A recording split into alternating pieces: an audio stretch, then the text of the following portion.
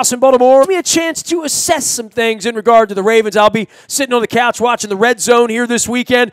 This guy has been a part of the Ravens. He's been a part of the coaching staff. He's been a part of some of the broadcast. And he joins us now as a Super Bowl 35 champion. A lot of that going on this week. I have Mike Flynn around here and Femi Abedejo as well. This is Brad Jackson's turn to discuss the bye-week turn of all the dread of Ravens fans. You can follow him at BJack50 out on Twitter.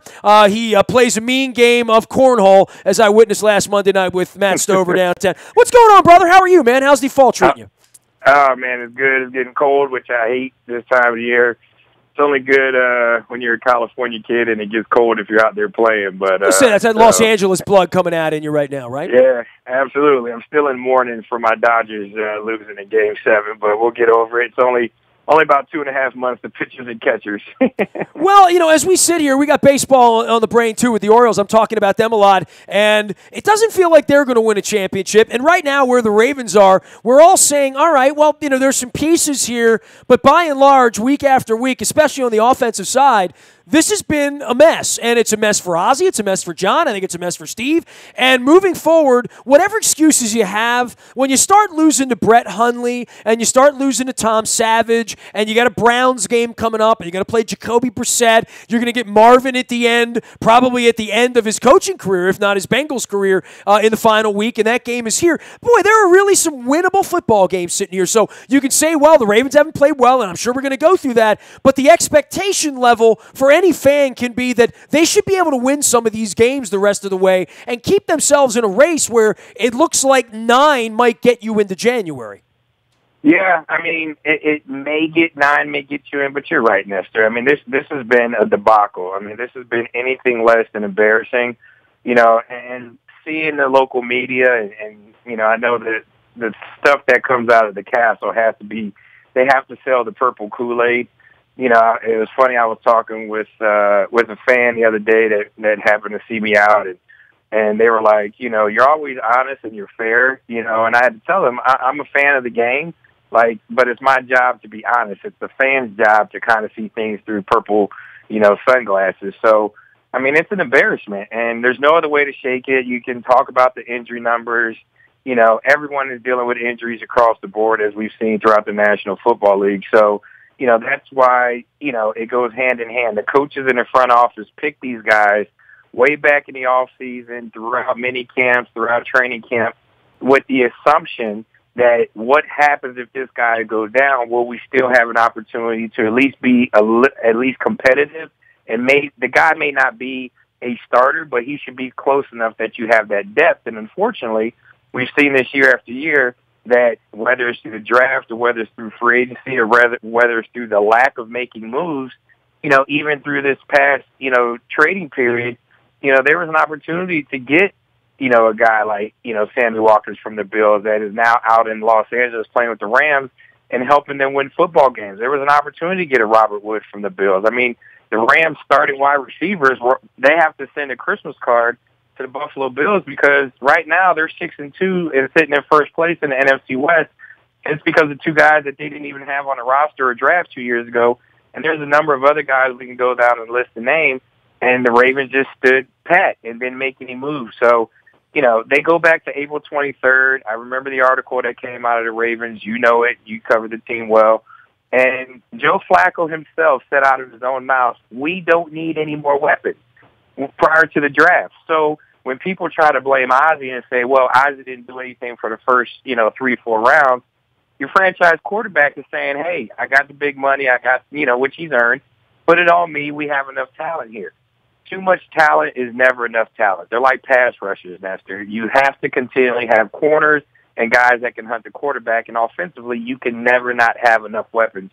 So now they're sitting up here, and for a lack of a better analogy, the chickens are coming home to roost, where they're sitting here and guys are going down, guys that have been injured throughout their careers. This isn't something new. You're talking about guys that year in and year out are missing several games, if not half or most of the season. So, unfortunately, this is why the offense is struggling. And, yes, going back to the schedule, you look at it right now, there's, one team, that's the Pittsburgh Steelers that they'll see on December 10th, I think it is, that has a winning record. So, you're going to get a bunch of the backups. Deshaun Watson's out in Texas. Matthew Stafford, they're coming along.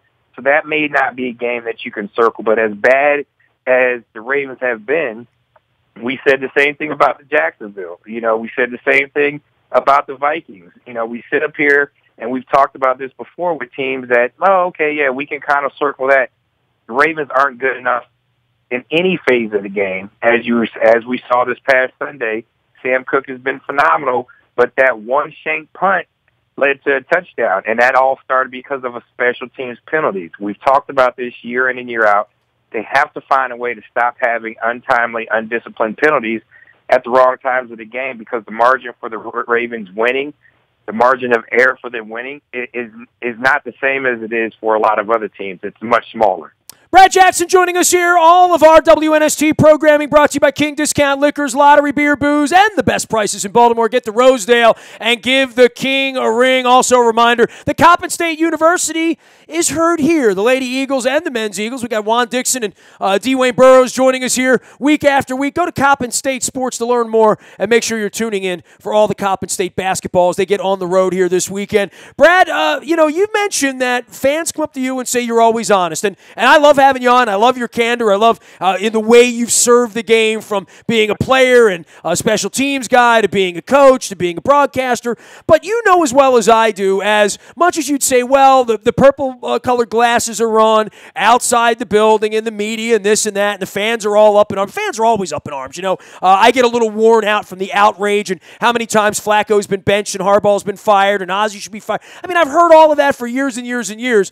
But there is a point where, for a guy like you being a player and a coach, where you do go back in on Monday morning after you lose to the Titans, and defensively, whether you're Suggs or Weddle or Brandon Williams or Jimmy Smith or any of those guys that were out there on the field when the game really broke down, where they got down there, they got within striking distance, and then allowed the drive, and that's happened a little too often the last couple of years on a franchise that's supposed to be, even now, better defensively. That it's supposed to be the offense's fault that we lose, not the defense's fault.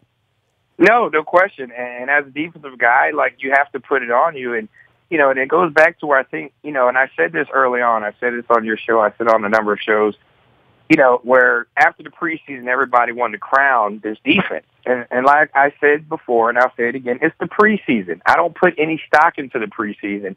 Let's see what happened when it's live. Let's see what happened when there's game checks and actual wins and losses that actually matter count. And unfortunately, you're right.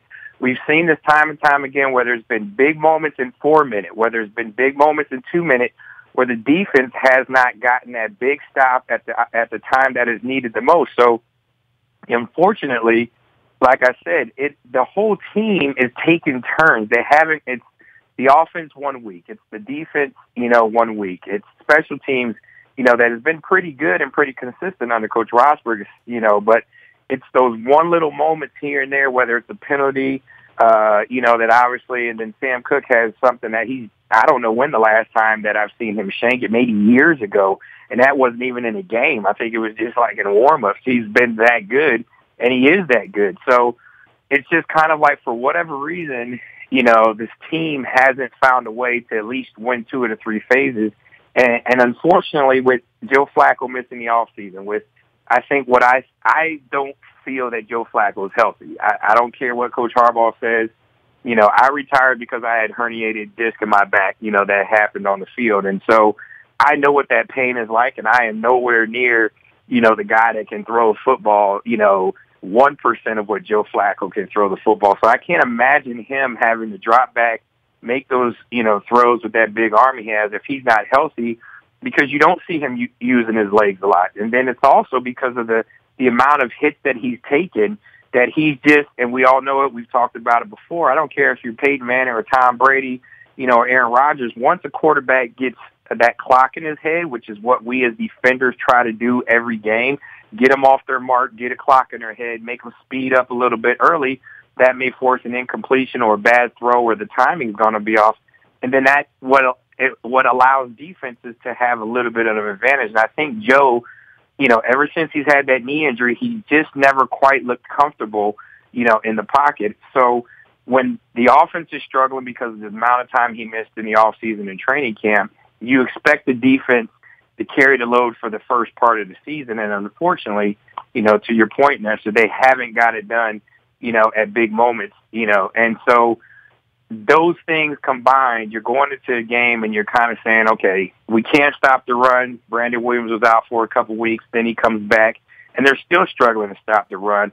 And so I think what they need to do, being there as a former player, sometimes you just have to simplify things. And I think this bye week is going to be great for them to kind of just get away from it, clear their mind, let the bodies heal a little bit, and then come back. Because like you said, the second half of the season, they're still on the brink of it. Like Coach Harbaugh alluded to the other day, they're not out of it. They still have a chance. Now, if Deshaun Watson and Aaron Rodgers were healthy, and if the Bengals could figure themselves out as well, you're good friends with Marvin Lewis, and it's kind of the exact same thing that's going on in Cincinnati. They got a talented defense. They've had special team miscues that have came out of nowhere. They've had, kickers that have been very consistent that all of a sudden are missing PATs and field goals.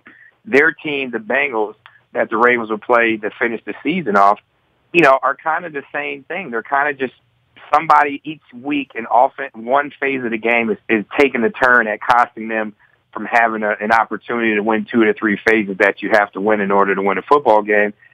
But at the end of the day, they still have that chance. You're probably looking at that the Lions and the Steelers back-to-back weeks will probably be the Ravens' toughest task, and I'm not circling anybody because I have no confidence in the team, because when I've said, okay, this is weak, this is a backup quarterback, this is a quarterback that they should dominate, then we're all sitting here surprised and, wondering how in the heck could they lose. And, so they're going to come out of the bye. They're going to have a young quarterback in Hundley and Green Bay and Packerland that's not playing very well. He's still trying to figure it out. But they're going to have an opportunity to get back to 500. Now what do they do against the Texans, which has been depleted by injuries more so than probably anybody in the league?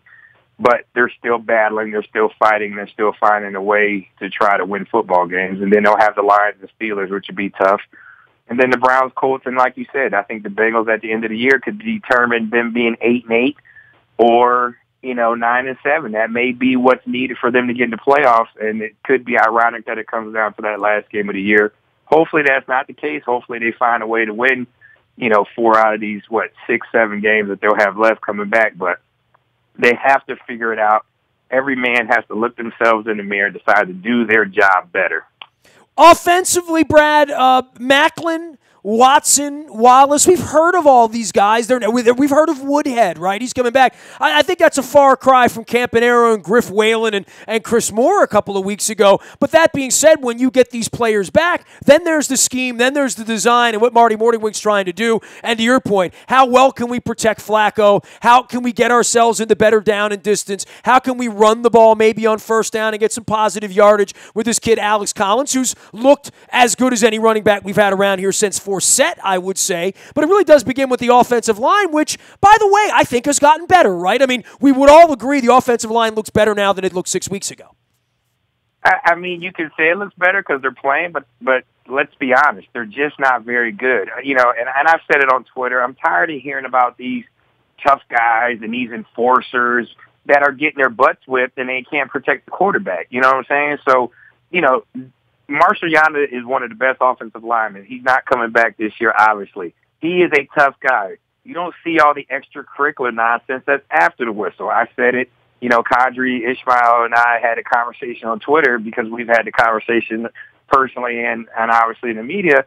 I don't need you to be tough after the whistle. I need you to be tough between the whistle. Do it when it's live, not all this extracurricular shoving and doing all this BS downfield afterward. Do it when it's live, when it's necessary, instead of going up there getting your butt whipped in the in the interior of the offensive line. I think Ronnie Stanley, tough kid, he's about the only one that's been playing extremely well, as to be expected, and he's gotten better and better. And he's an anchor on the left side. The rest of the offensive linemen, and again, this goes back to what I spoke about a couple minutes ago. This goes back to the offseason. You have to find a way to get guys in here that can actually play. I know guys are in there trying hard. I'm not talking about their effort.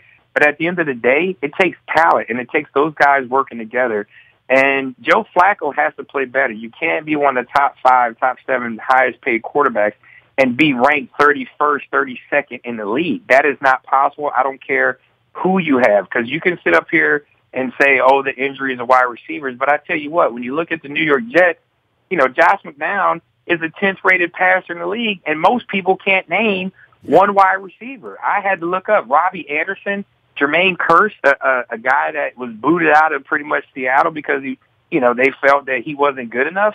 When you're getting outplayed by guys, that and have the same record, that's pathetic. We talked about the Rams, and I'm just looking at wide receivers. Cooper Kupp, a rookie wide receiver, is the second leading receiver. But what's happening is the quarterback is not turning the football over. Unfortunately, right now, you can blame the offensive line. You can't blame the receivers because, like you said, you have veteran, very good receivers. You have Macklin. You have, obviously, Perriman has continued to struggle. Yeah, I was going to say, where are you with Perriman at this point about putting him on the field where a ball goes up, a jump ball, and he doesn't find it at the height and allows the ball to get picked off, and 30 yards later, we got trouble.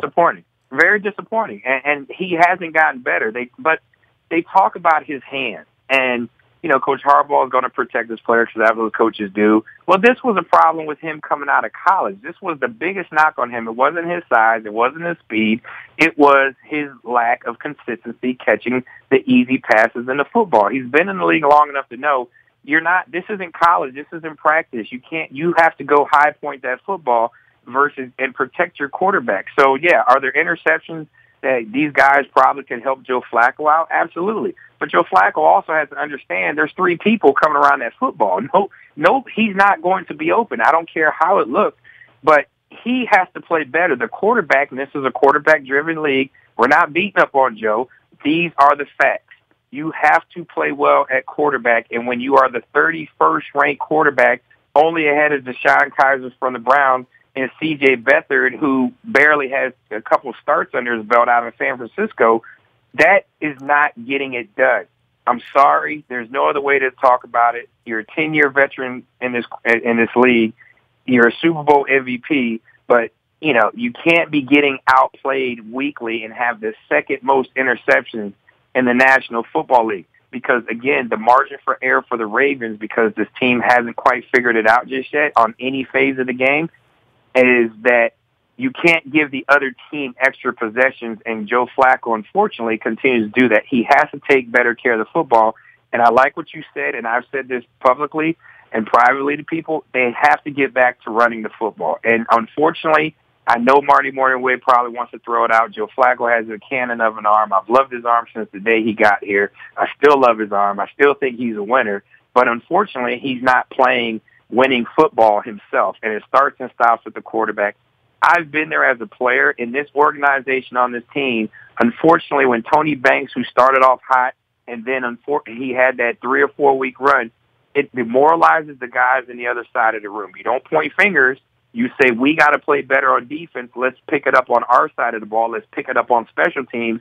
Let's win those 2 phases of the game. Let the offense figure the offense out. But if we take care of our business defensively and if we dominate special teams, we're going to have a chance to win football games. They're talented enough on defense. They have enough playmakers on the special team, side of the ball to be able to do those same things. But your quarterback can't turn it over. And that's why Trent Dilfer helped lead us to the championship, because the offense and our quarterback play just wasn't as bad as it was under Tony Banks, and we became energized defensively. It energized the whole team when you know that you're going out there and your quarterback is not going to turn the ball over and give you an opportunity to win football games. And that's where Joe Flacco has to get back to doing, making better decisions. His guys can be better, obviously running the routes and being where they're supposed to be. Coordinator can call a better game of taking some of those chances away from him.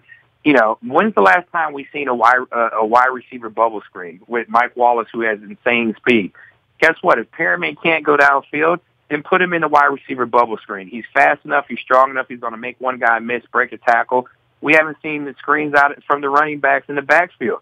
Do these things that we did before to help, one, get the confidence going, get some continuity on offense, and start getting some confidence going. And, that way you're not expecting Joe Flacco to sit there and try to throw those deep digs and the corner routes and the post routes, that me as a defender, I'm not scared of anybody running the football because I know the Ravens aren't truly committed to running the football.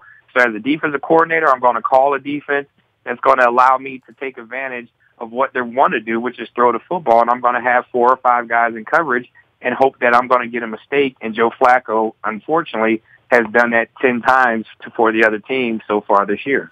He is BJack50 out on Twitter. Brad Jackson, Super Bowl 35 champ, and our pal coming back on to talk a little Ravens football here during bye week. All of it brought to you by our friends at Deli-ish on Wise Avenue in Dundalk. New York-style deli with Reuben's, corned beef, and legit sandwiches like that curly fryer. Tasty big pickles over there, and they cater in for the holidays. DeliBaltimore.com, as well as Deli-ish on Wise Avenue in Dundalk. Lee Tessier and his team at Keller Williams American Premier Realty will get your house sold. Listen with them, risk nothing ever. His team gets your house sold. It's Lee Tessier, TESSIER.com for anybody out there in Baltimore and Hartford County. Brad, you mentioned the lack of balance in the offense and Morningwig, and at the end of another week, 52 passes and 22 runs. That is never ever going to be a recipe for success. And that being said, this kid Collins has kind of impressed me enough that I'd like to see him get the ball a little bit more often. No Kenneth Dixon, no Terrence West. Buck Allen's they've been trying to use him in that Woodhead role. Now they have Woodhead coming back, and to your point, who knows how long he'll be here. But in the case of Collins, here's a kid that came on from nowhere that really has shown, other than the fumbles, and that was weeks ago, that, with some ball security, I'd like to see him run. No, I agree. He runs hard. He's done a great job, like you said, of correcting the mistakes and though he's been a young player and it didn't work out in Seattle, he's done a great job of when he gets in contact, and for as hard as he runs, he's making sure he's putting 2 hands on that football as soon as he gets the contact, which means he learned from his mistakes and he's taking coaching well. So I think I'd love to see him get more opportunities in there. They have to find a way to get back on the edges. And what I mean by that is they have to be able to start running off tackle. These are the type of guys. Alex is a guy that loves to run downhill. Well, you know what? Stretch the football out. Allow him to find some of his cutbacks. Buck Allen was one of the guys a couple years ago that had a lot of success in some of the games where they put him in the one back. They allowed him to, pick and choose his hole and run behind the offensive line. The problem is the interior, the guards and the centers for the Baltimore Ravens are just flat out getting taken behind the woodshed, and there's no consistency, with them being able to block. So what you should do as an offense is, help the offensive linemen out. And I know this from the time that I spent in Denver, out there, and we know how well they run the football. And, when they have those undersized linemen that may not be the mashers that you would like to have, they use their quickness. They start getting on guys' legs, and that will always slow a defensive lineman down when they have to worry about being cut. And as a defensive player, I hate the cut block. I wish it was illegal. But those are things that will allow a guy, especially to be a little bit hesitant. And that hesitancy will allow there to be a little crease here and there that will allow them to open up some holes in the running game. So, because at the end of the day, the Ravens would be in far worse shape without Alex Collins, because Buck Allen, for whatever reason, hasn't gotten the touches that he probably should get. T. West has obviously been hurt. Woodhead has been hurt. But Woodhead is not going to be a guy that's going to come in and run between the tackles. He's a guy that they want to get out in space. And unfortunately, like Rich Gannon said in Sunday's telecast, for CBS was, he said, quote, I've never seen an offense throw to the running backs as much as I've seen the Baltimore Ravens. You pay these wide receivers all this money, use them, end quote. And it was one of the things that has been profound when people watch this team, that this is what they do. And so that's where I think Woodhead's going to be his guy as far as someone that's going to check it down and do all those things.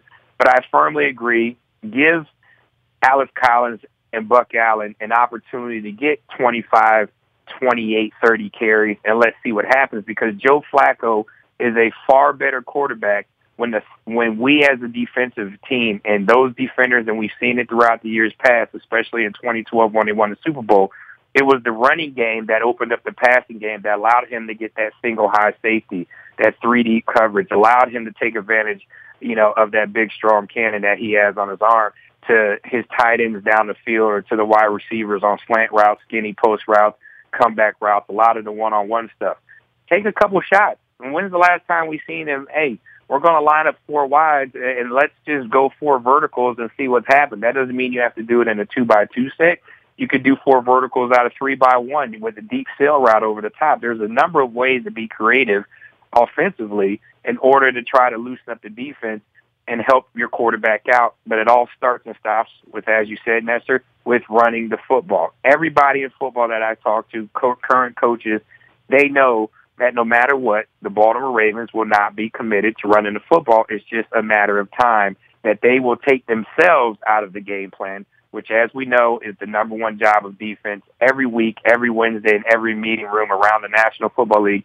Make the other team's offense one-dimensional, because now, once we make them one-dimensional, it's easier for the coordinator. The players can pin their ears back and go play. The safeties can jump routes. The corners are going to be more aggressive. The linebackers are going to get deeper drops, which is going to force higher throws.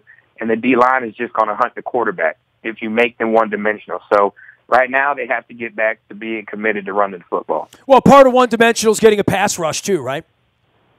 Well, you have to get a pass rush, but at the end of the day, that's the problem defensively for the Ravens. They're kind of there because they're not stopping the run, and which is allowing them to be taken advantage of in the passing game as well. I know some of the guys have been playing well. They've had some errors on the back end with the safeties, that have not been in the right spots and have given up a couple plays. Brandon Carr obviously got beat on a simple crossing route on Sunday, with Eric Decker. Where it was a simple design play, because as we saw in a couple weeks, this was the same issue he had in Dallas, where sometimes, his eyes go in the backfield.